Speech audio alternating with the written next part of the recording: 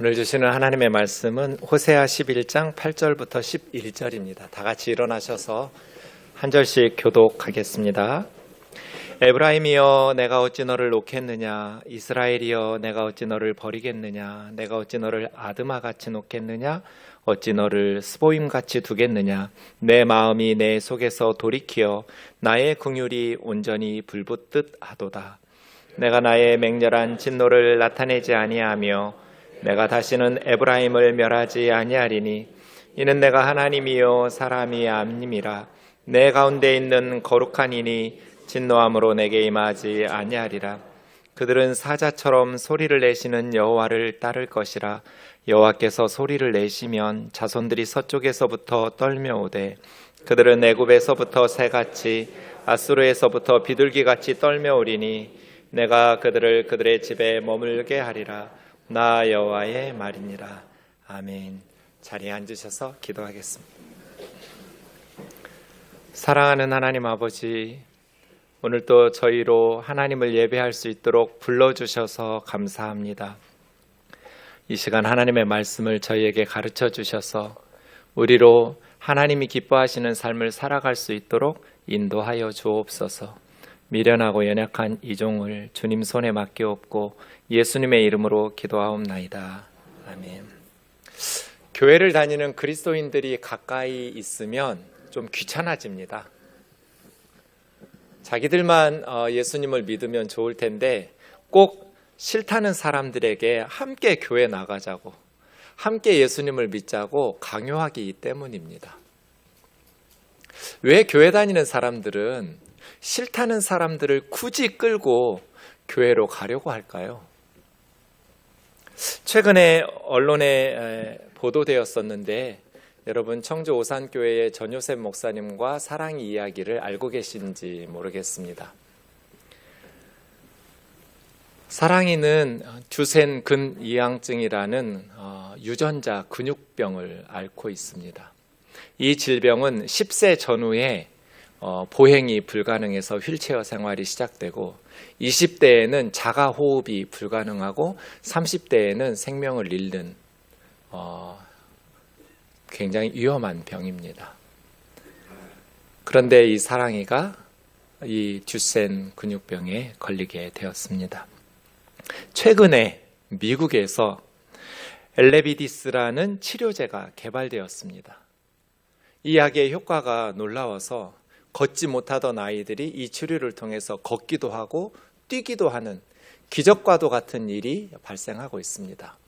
문제는 이 치료 비용이 330만 달러, 우리 돈으로 46억 원입니다.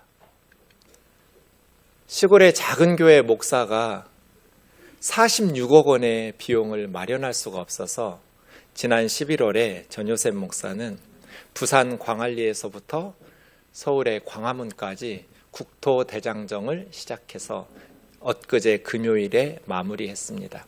740km를 걸었는데 목사님은 왼쪽 무릎을 4번 수술한 사람입니다.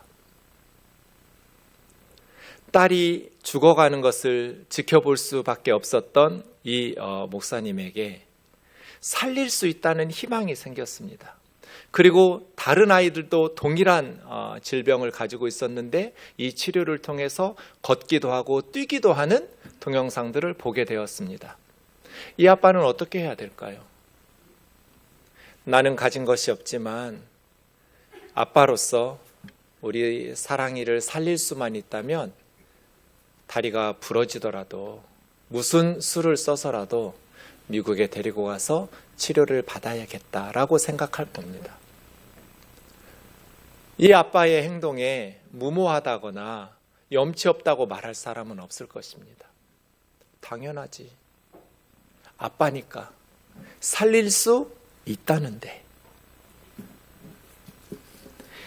누가복음 15장에 예수님의 비유 중에 이런 내용이 있습니다. 어떤 사람이 양이 100마리가 있었는데 한 마리를 잃어버렸다면 목자는 어떻게 할까요? 99마리나 있으니까 한 마리쯤 없어도 괜찮아, 이런 목자는 없습니다. 99마리의 양을 안전한 들판에 단돌이 해놓고 그 한 마리 양을 찾기까지 찾아다닙니다. 맹수가 잡아먹기 전에 빨리 내 양을 찾아서 안전한 곳으로 데리고 와야 됩니다. 그렇게 찾아 헤매다가 자신의 잃어버린 양을 발견해서 찾게 되면 어떻게 할까요? 예수님 말씀의 5절에 보면 즐거워서 어깨에 메고 온다고 말합니다.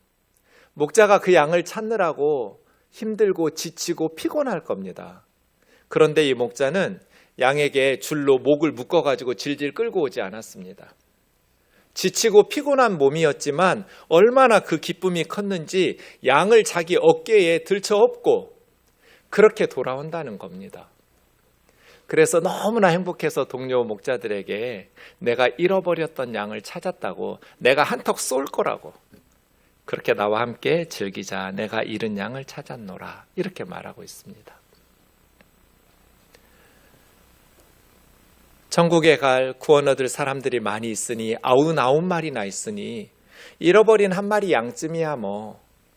하나님은 그렇게 포기하시는 분이 아닙니다. 99마리의 양을 안전한 들에 두고 찾을 때까지 잃어버린 양을 찾아 나서는 목자, 그분이 하나님이라고 예수님은 우리에게 가르쳐주고 있습니다. 오늘 본문에 나오는 호세아 선지자는 고민이 하나 있었습니다. 고멜이라는 여인과 결혼을 해서 2남 1녀를 두었습니다. 그런데 자기 아내였던 고멜이라는 여인이 남편인 호세아 선지자와 세 아이들을 버리고 다른 남자하고 바람이 나서 떠나버렸습니다. 남편과 아이들을 버리고 떠났으면 행복하게 잘 살았으면 좋았을 텐데 그 남자에게도 버림을 받고 이제 아내였던 고멜이 노예시장에 나왔다는 소식을 들었습니다. 그런데 하나님이 다른 남자와 바람이 나서 떠났던 너의 전 부인 고멜을 노예시장에 가서 전 재산을 들여서 사오라는 거예요. 여러분 같으면 그 여자를 다시 전 재산을 들여서 사와서 다시 아내로 맞이할 수 있을 것 같으세요? 이것이 호세아 선지자의 고민이었습니다. 자기와 세 아이들을 버리고 다른 남자하고 바람나서 떠나버린 여자가 노예시장에서 이제 비참하게 살게 됐습니다. 어찌 보면 인과응보야, 천벌을 받았으니 고소하다, 이렇게 생각할 수도 있는데 하나님은 이 호세아 선지자에게 그 여인을 다시 사와서 아내로 삼으라고 명령하십니다. 왜냐하면 이 호세아 선지자의 고민이 하나님의 고민이었습니다. 이스라엘 백성들이 하나님이 싫다고 버리고 떠났어요. 고멜처럼. 하나님이 싫다고 버리고 떠났는데 문제는 하나님의 마음이에요. 그 하나님의 백성들을 포기할 수가 없는 거예요.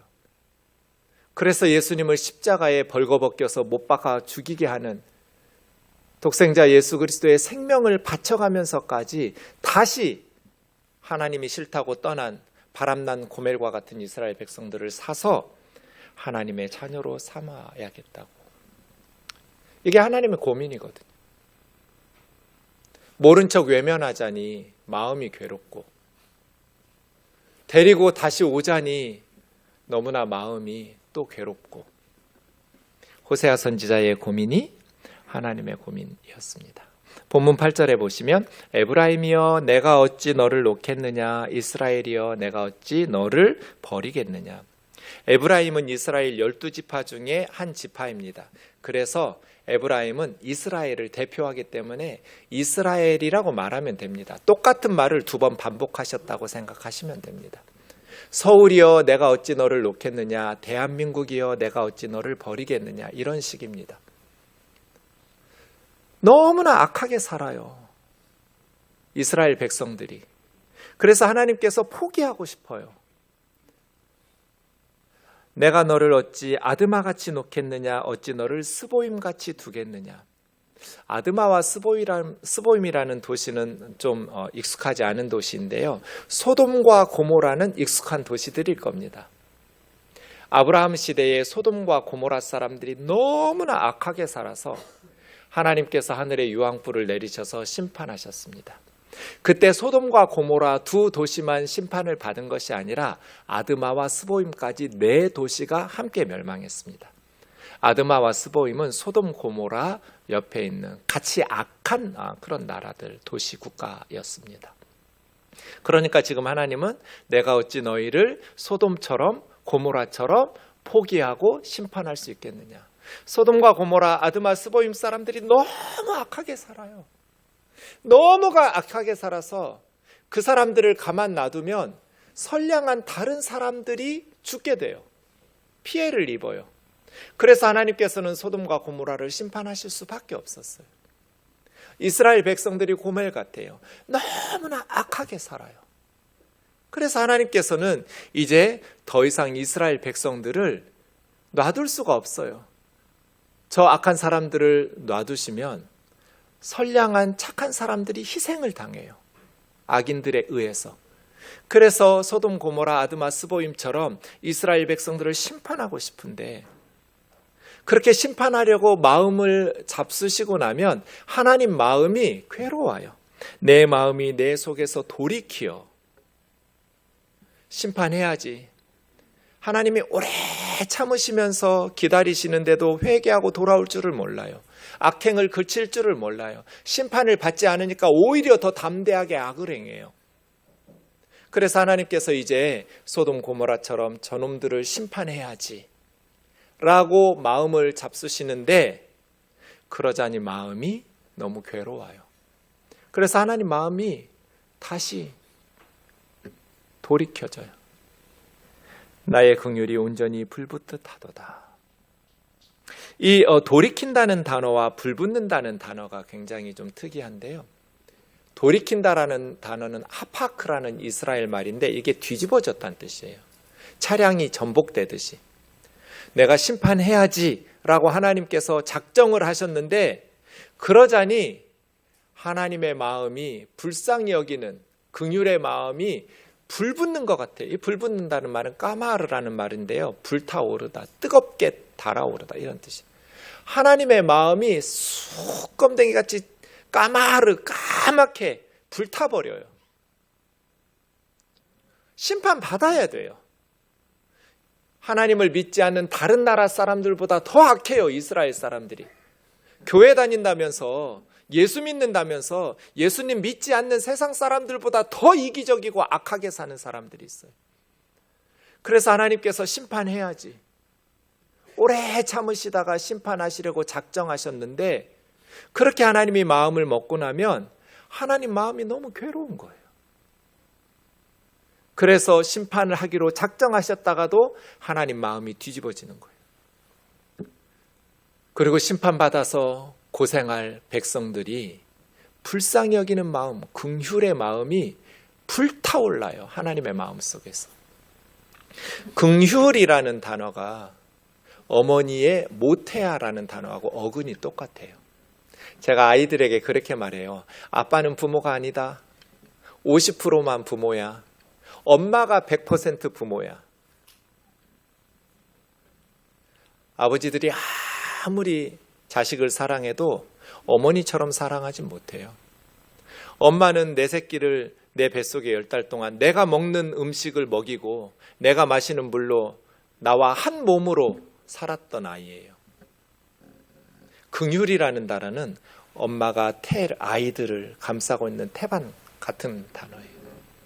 모성애적인 하나님의 사랑이. 우리가 하나님을 아버지라고 부르지만 부성애적 사랑도 있지만 성경에는 저런 긍휼과 같은 단어, 모성애적인 하나님의 사랑, 어머니로 하나님을 말씀하시는 구절들도 많아요. 내 자식을 포기할 수가 없는 거예요. 그래서 하나님의 마음이 새카맣게 까마르 타버려요. 숯검댕이가 돼버려요. 그래서 하나님께서 참고 또 참고 또 기다리는 거예요. 내가 나의 맹렬한 진노를 나타내지 아니하며 내가 다시는 에브라임을 멸하지 아니하리니 이는 내가 하나님이요 사람이 아님이라. 내 가운데 있는 거룩한 이니 진노함으로 내게 임하지 아니하리라. 사람은 그렇게 오래 못 참아요. 자식 버리고 남편 버리고 자식들 버리고 딴 남자하고 바람나서 떠나버린 여자를 뭘 다시 전 재산을 들여서 사올 남자가 어디가 있어요? 다시 사랑하면서 아내로 맞아줄 남자가 어디가 있어요? 호세아 주변의 이웃들을, 친구들은 호세아에게 미쳤다고 그럴 거예요. 너 미쳤냐? 너는 속도 없고 배알도 없냐? 뭐 그런 여자를, 차라리 다른 사람을 만나서 새 가정을 꾸려야지. 너 싫다고 새 자녀들 버리고 딴 놈하고 바람나가지고 떠나버린 여자를 그렇게 하나님이 심판하셔서 노예가 되게 버림받았으면 그냥 모른 척 외면할 것이지, 뭘 다시 가서 고매를 사가지고 와. 다들 주변에서 미쳤다고 그랬을 거예요. 하나님의 사랑이 그래요. 사람들은 그럴 수가 없어요. 하지만 하나님께서 우리를 사랑하시는 그 사랑은 사람들이 상상할 수 없는 사랑이에요. 하나님이 사람이 아니기 때문에. 그래서 때로 하나님께서 행하시는 일들은 우리를 상처를 줘요. 우리 마음에 안 들어요. 저렇게 악한 놈 하나님이 살아계시고 정말 정의로우신 분이라면 심판하셔야지 왜 잠잠히 저렇게 악한 놈들을 지켜보고만 계시는 거야? 하나님이 역사를 이끌어 가시는 모습이 우리에게 상처를 주고 마음에 들지 않기 때문에 하나님이 때로는 우리 마음에 들지 않아요. 하나님은 사람이 아니시기 때문에 오래 참으시거든요. 왜? 악인들이 회개하고 돌아가기를 원하기 때문이에요. 그들은 사자처럼 소리를 내시는 여호와를 따를 것이라. 하나님이 사자처럼 포효하고 계셔요. 하늘을 향해서 울부짖고 계셔요. 하나님의 백성들을 향해서 그 뜨거운 사랑으로 몸부림치면서 포효를 하니까 여호와께서 소리를 내시면 하나님의 자녀들, 자손들이 서쪽에서, 이스라엘 서쪽은 지중해예요. 바다예요. 서쪽으로 갔다는 것은 바다 건너서 멀리 땅끝까지 도망갔다는 것이에요. 애굽에서부터, 아수르에서부터, 이집트에서, 아시리아에서 멀리 도망갔던, 하나님의 백성으로 살기 싫어서 떠났던 그들이 다시 하나님께로 새처럼 비둘기처럼 떨며올 것이다. 날아서 올 것이다. 하나님이 어떤 분인지 깨닫게 되면, 하나님의 사랑을 깨닫게 되면 하나님에게로 돌아올 거다. 내가 그들을 그들의 집에 머물게 하리라. 나 여호와의 말이니라. 이것이 오늘 본문의 하나님의 말씀이에요. 호세아야, 버림받은 고멜을 다시 사오거라. 그래서 너의 아내로 삼아라. 왜냐하면 내가 내 백성 이스라엘을 포기할 수가 없다. 심판해야지. 그들이 망하든지 말든지 모른 척 외면해야지 라고 생각했다가도 긍휼의 마음이 새카맣게 타들어가서 내 마음이 자꾸 뒤집어진다. 내가 그들을 맹렬한 진노로 멸하지 않을 거야. 에스겔 18장 23절 우리 같이 읽겠습니다. 시작. 주 여호와의 말씀이니라. 내가 어찌 악인이 죽는 것을 조금인들 기뻐하랴. 그가 돌이켜 그 길에서 떠나 사는 것을 어찌 기뻐하지 아니하겠느냐. 악인이에요. 악인은 죽어 마땅하죠. 악하게 살았으니까요. 다른 선량한 피해자들을 없게 하기 위해서 악인은 심판받아야죠. 그런데 하나님은 우리 선량한 사람들의 하나님이시기도 하지만 그 악인들의 하나님이기도 해요. 내가 악인이 죽는 것을 조금인들 기뻐하랴.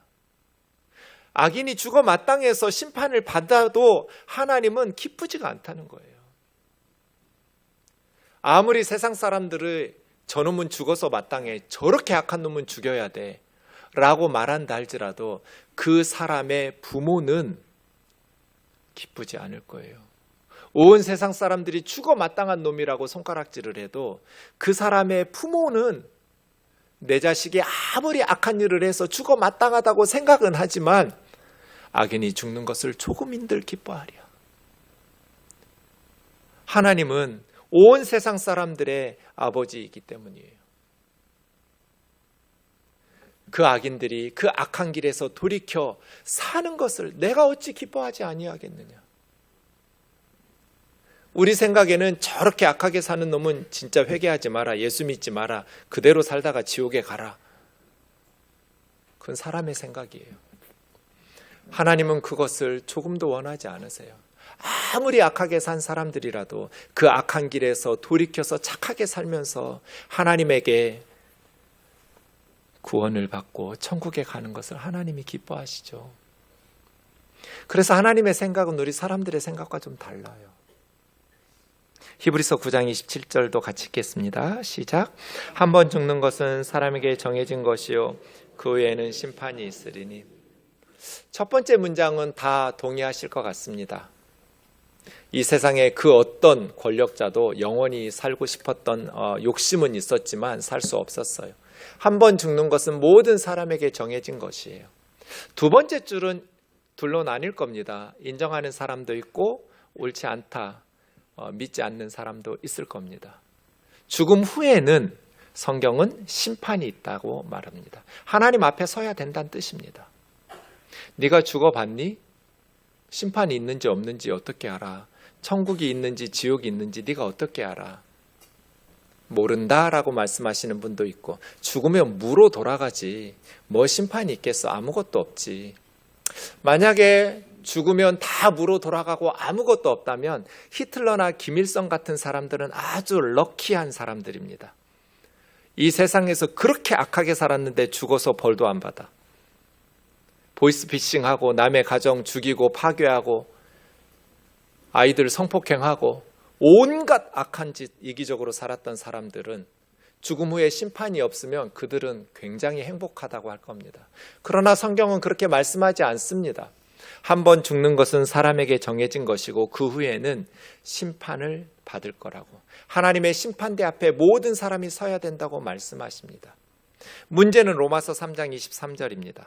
모든 사람이 죄를 범하였음에 하나님의 영광에 이르지 못하더니. 그렇게 악하게 산 히틀러나 김일성뿐 아니라 모든 사람이 죄를 범하였기 때문에, 한 사람도 예외가 없이 모든 사람은 죄인이기 때문에 하나님의 영광에 이룰 수 없다. 하나님의 영광에 이룰 수 없다는 건 천국에 못 간다는 뜻입니다. 세상 사람들 사는 게 다 똑같다는 뜻은 아닙니다. 어떤 사람은 매우 고상하게 양심적으로 정직하게 사는 사람들이 있습니다.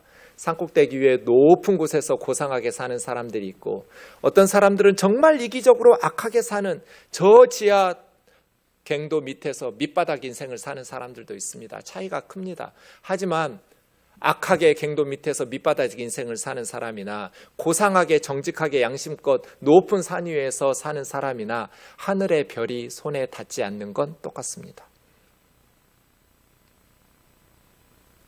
모든 사람이 죄를 범하였음에 하나님의 영광에 이르지 못한다. 내가 무슨 죄를 그렇게 많이 지었다고 양심껏 착하게 살면 천국이 있는지 지옥이 있는지 모르겠지만 나는 지옥에는 안 가겠지. 많은 현대인들이 이런 생각을 가지고 있는데 위험합니다. 착각이에요. 내가 무슨 죄를 그렇게 많이 지었어? 살인을 했어? 간음을 했어? 내가 무슨 죄를 그렇게 많이 졌다고 지옥에 가? 나쁜 짓도 하고 착한 짓도 하고 사람이 다 그렇게 사는 거지. 그렇지 않습니다. 제가 주일학교 어린아이였을 때 교회에서 우리 교회 부장집사님에게 들었던 설교입니다. 지금은 장로님이 되셨는데 그때는 집사님이셨습니다. 제가 농부의 아들이어서 시골에 있는 농촌 교회였는데 농사짓는 집사님들 다 농부들이었으니까요. 농사를 짓는 우리 부장 집사님이 우리 아이들에게 뭐라고 설교하셨냐면 자기 친구 얘기를 했습니다. 그 친구도 농부입니다. 농부인 친구 아들이 서울대학교에 입학했습니다. 얼마나 행복했을까요? 힘들게 농사를 지어서 아들을 가르쳤는데 그 아들이 서울대학교에 입학했으니 이 아버지는 정말 아들이 자랑스러웠습니다. 한 학기가 지나고 여름방학이 되어서 아들에게서 전화가 왔습니다. 아버지, 우리 친구들이 우리 고향 시골 집에 좀 가서 놀다 오고 싶다고 하는데 데리고 가도 돼요? 그럼 친구들 데리고 오라고. 아버지가 아들에게 대답했습니다. 아들을 기다리는 거예요. 근데 그날 너무 바빠가지고 깨끗한 옷차림으로 아들과 친구들을 기다릴 수 없었어요. 그래서 그래도 몇 달 동안 아들을 못 본 아버지는 아들을 조금이라도 빨리 보려고 버스 정류장 근처에 가까이 있는 논에서 일을 하셨대요. 기다리다가 목이 빠지도록 기다리던 아들이 이제 도착할 버스가 도착했고 흙먼지를 날리면서 버스가 지나가고 흙먼지가 잦아드니 아들과 친구들이 아버지 눈에 보였어요. 별이 뜬 것 같았대요. 그 동네 생긴 이래로 가장 많은 서울대생이 방문한 날이에요. 아버지는 너무 자랑스럽고 행복했어요. 그래서 아들을 불렀어요. 아무개야. 그랬더니 이 아들이 못 들었는지 대답이 없어요. 그래서 더 큰 소리로 불렀어요. 아무개야. 그래서 아들 친구들이 자기 아들에게 말하는 거예요. 저기 아저씨가 너를 부른다. 아들이 아버지를 외면하고 지나가면서 친구들에게 말했어요. 괜찮아, 신경 쓸 거 없어. 우리 집 머슴이야. 그 아버지가 그날 밤에 어떻게 했을까요? 네가 이놈아 이렇게 힘들게 농사지어서 너를 가르쳤는데 배은망덕한 놈 같으니라고. 아버지를 몰라보고 뭐? 내가 니네 머슴이라고? 아버지는 그렇게 하지 못했어요. 그날 밤에 집에 들어가지 못했어요. 아들 창피할까 봐. 아버지가 농부니까 도시 아빠들처럼 피부 하얗게 깨끗하게 기다리리라고 아들은 예상하진 않았을 거예요. 그래도 간다고 언제 도착한다고 날짜 얘기했으니 적어도 그런 모습으로는 기다릴 거라고 예상을 못했나 봐요. 새카맣게 탄 아버지가 진흙 속에서 흙과 한 덩어리가 돼가지고 그렇게 초라한 모습에 아들이 당황했나 봐요. 괜찮아. 우리 집 머슴이야. 그 아들이 똑똑하고 실력 있고 또 불쌍한 사람들도 많이 도우면서 착하게 양심껏 살았다고 해보세요. 그러면 그 아들은 죄가 없나요? 바르게 살고 있나요? 그렇게 열심히 실력을 길러서 자기 분야에서 성공하고 노력하고 그 실력으로 불쌍한 사람 돕고 어려운 사람들을 도우면서 양심껏 착하게 살면 그 사람들은 칭찬할까요? 아니요. 야 이놈아, 불쌍한 사람들 도울라 하지 말고 니네 아버지부터 챙겨라.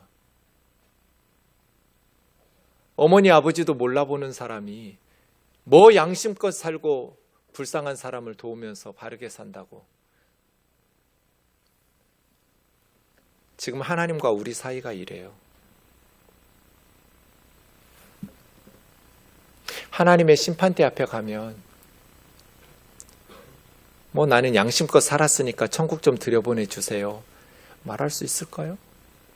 성경은 모든 사람이 죄를 범하였으며 하나님의 영광에 이를 수 없다고 말씀하시는데 오래전에 제가 새벽 기도회를 나오려고 유턴을 했어요. 근데 그 새벽에 경찰차가 저를 불렀어요. 짧은 시간이에요. 유턴해서 경찰차 가는 데까지 불과 몇 초, 몇십 초. 그 짧은 시간에 제가 엄청 떨었어요. 너무너무 무서워가지고요. 근데 아무리 생각해도 제가 잘못한 게 없어요. 신호 위반도 안 했고 안전벨트도 했고 과속할 자리도 아니에요. 근데 교통경찰이 저를 부르는 거예요, 새벽에. 그래서 어디를 가려고 하는데 길을 물은 거예요. 그래서 제가 가르쳐줬죠. 우리 동네니까. 이렇게 가시면 된다고. 그리고 나서 생각했어요. 와, 인간의 양심 그거 아무것도 아니네. 양심껏 살다고 하나님의 심판대 앞에 가서 나 착하게 살았다고 양심껏 살았으니까 천국에 들여보내달라고?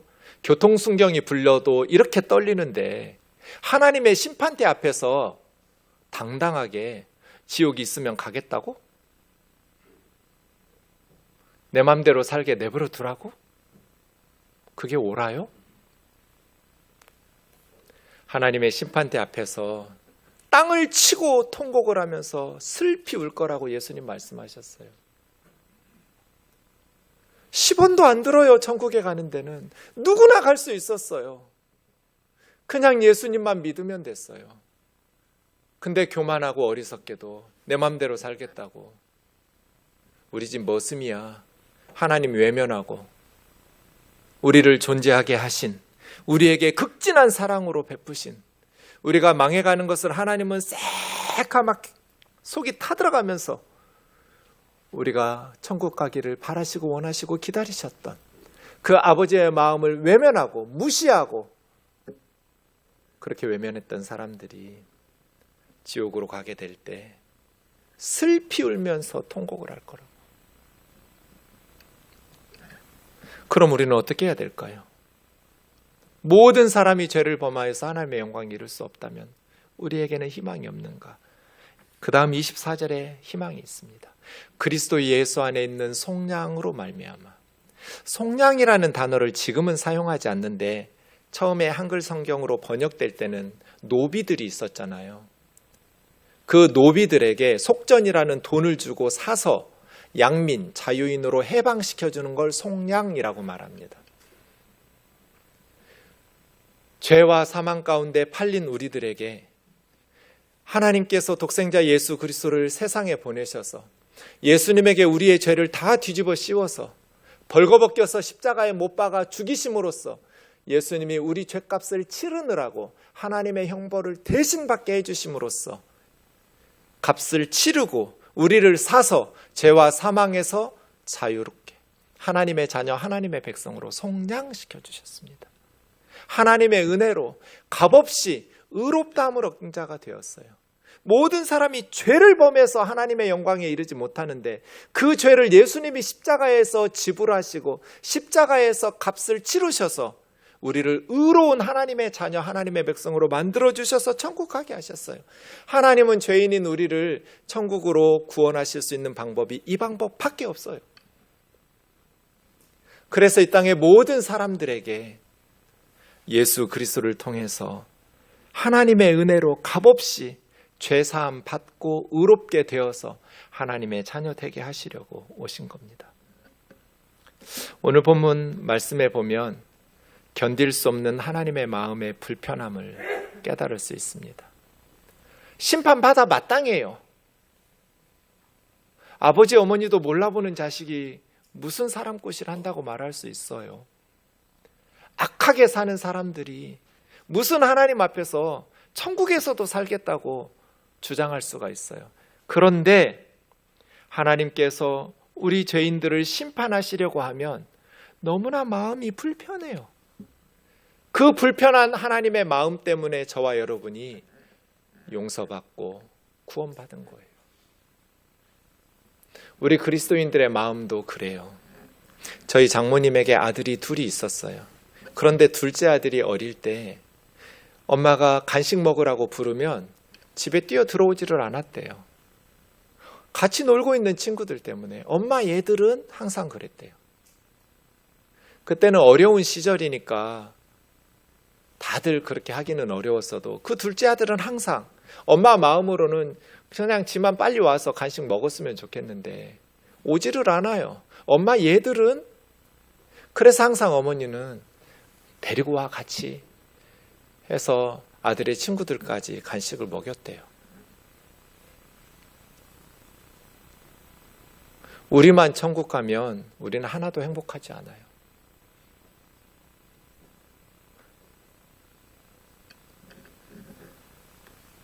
이 유전자 치료를 받으면 죽지 않고 살릴 수 있는데 살릴 수 있기 때문에 아빠는 무릎 수술 4번 했지만 740km를 날마다 걸었잖아요. 살릴 수 있는데, 누구든지 예수 그리스도를 믿기만 하면 죄 용서받고 천국 갈 수 있는데 포기할 수가 없잖아요.